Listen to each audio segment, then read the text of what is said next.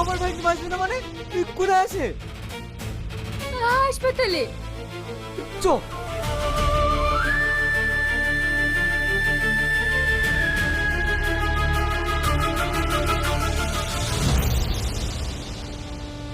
আপনি এক্ষুনি 2 লক্ষ টাকা জমা করুন, তা না হলে আমাদের পক্ষে অপারেশন করা সম্ভব নয়। স্যার, অন্য কোনো উপায় নেই? আমরা খুব গরিব মানুষ, এই এত টাকা এখন কোথায় পাবো?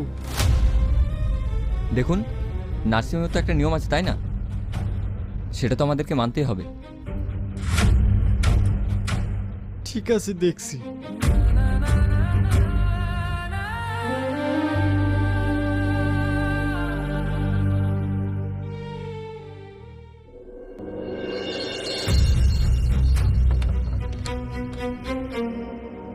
ডাক্তারবাবু, কি হয়েছে বাচ্চাটার? বাচ্চাকে বাঁচাতে